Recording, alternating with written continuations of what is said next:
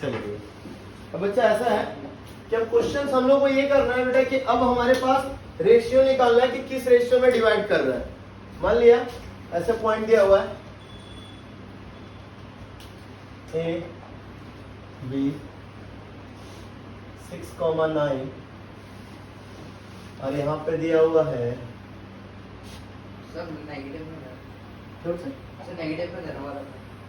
Negative में दो -8, -12, -11 तो जब -2 अपॉन -2 यानी -1 -2 अपॉन -2 समझ रहे? ठीक है, यहाँ भी दे देता हूँ कि मान लो P जो है इसे इंटरनली में डिवाइड कर रहा बच्चा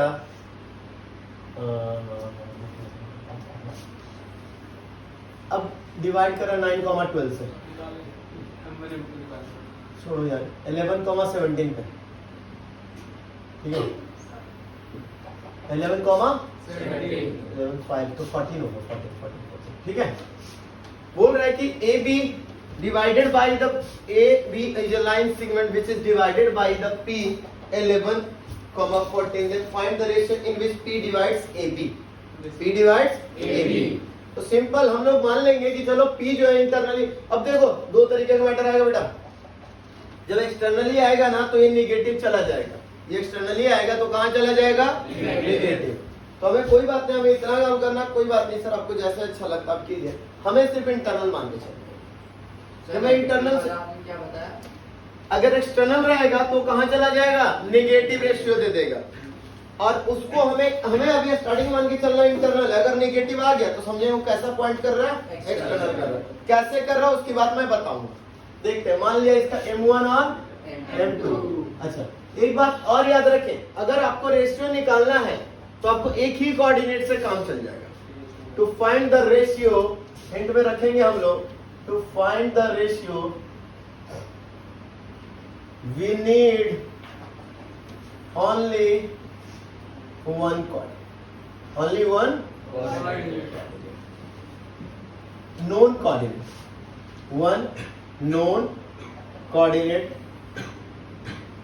of P, ठीक है। अब ये ऐसा क्यों सर, ऐसा क्यों मैटर ये आता सर, देखो बेटा ऐसा क्यों। तो बेटा आपके पास कितने अननोन हैं, M1 और M2। तो सर सॉल्यूशन निकालने के लिए तो आपने हमें बताया था कि सर जितने अननोन हो उतने इक्वेशन करोगे तभी बात बनेगी, उतने कंडीशन बनाओगे तभी बात बनेगी। तो कंडीशन बनाने के लिए बोला था, सॉल्यूशन M1 M2 की वैल्यू निकालने के लिए बोला था, ना कि M1 M2 के रिलेशन निकालने के लिए।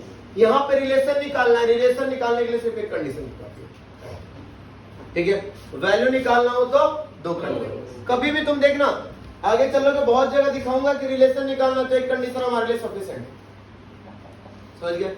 लेकिन जब रिलेशन निकालना तो एक कंडीशन से मैं काम नहीं चलेगा। आइए बच्चा P का x कोऑर्डिनेट लेके चलते हैं पहले। अब क्या आ गया, P का x कोऑर्डिनेट का हमें फॉर्मूला तो पता ही है sir, m1 -8 plus m2 into 6 upon और P का x कोऑर्डिनेट 11 चलेगा, -8m1 plus 6m2 is equal to 11m1 plus 11m2। अब ये माइनस उधर जाके प्लस इधर आके 11m1 प्लस 8m1 यानी क्या आ गया, -5m2 is equal to 19m1। तो क्या देख रहे हो आप लोग, सर m1 बाई m2 आ गया -5 अपॉन 19, यानी ये जो है m1, अब ध्यान से बताऊंगा और इस रूल को मैं वहां पे यूज करूंगा, सुन लो ध्यान से।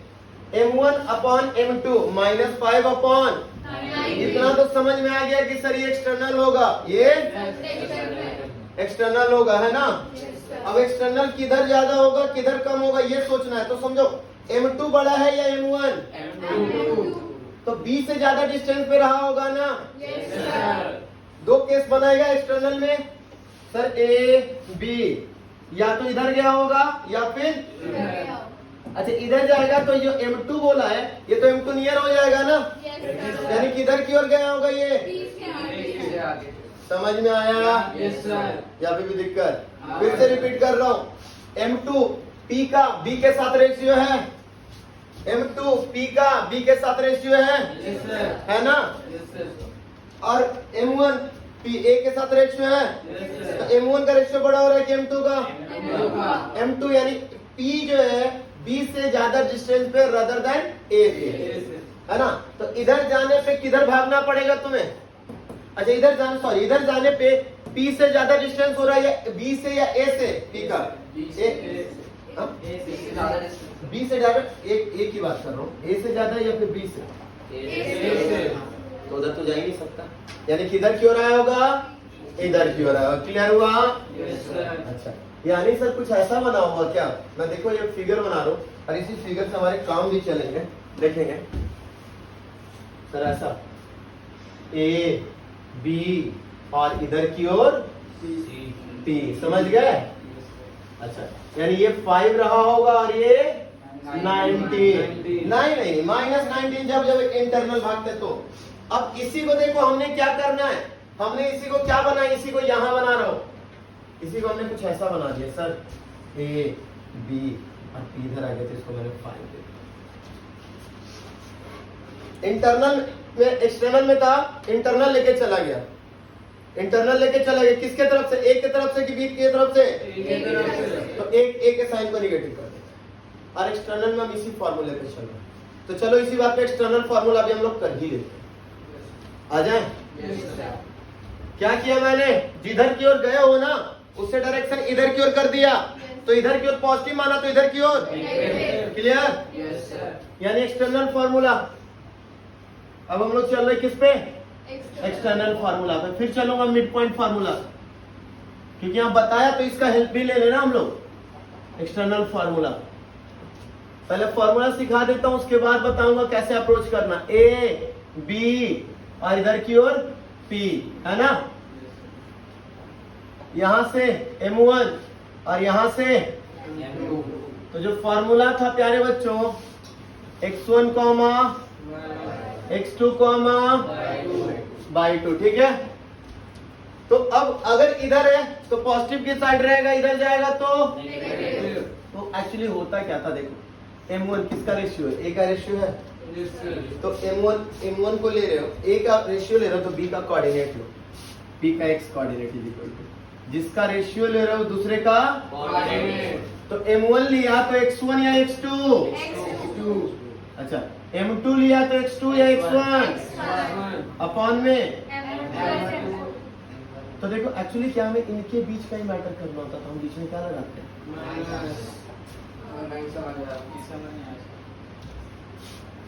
अगला चलो समझ गया। P का y कोऑर्डिनेट लो बेटा, कौन सा रेशियो ले रहे हो? A का रेशियो ले रहे हो ना, तो B का कोऑर्डिनेट लेना। A का रेशियो M1 किसका रेशियो किसके साथ है? A के साथ के B के साथ? M1 A के साथ है ना बेटा। M1 P जो है किसके साथ चल रहा है? M1 किसका रेशियो है? AP by BP, M1 by M2। अब बताओ M1 A के साथ है कि B के साथ? A के साथ। तो कोऑर्डिनेट किसका ले? B का। हाँ, तो M1 लिया तो बाई 1 या बाई 2? बाई 2। अच्छा, M2 लिया अब नीचे M1 तो M1 और ऊपर माइनस ऊपर एक्सटर्नल में ये लेते हैं। हाँ, अब देखो मैंने बोला था कि भाई इसमें जो हमने किया था उसका चर्चा हम यहाँ भी कर लेते। अब देखो आसान करने के लिए एक्सटर्नली तुम किधर से गए हो? B से।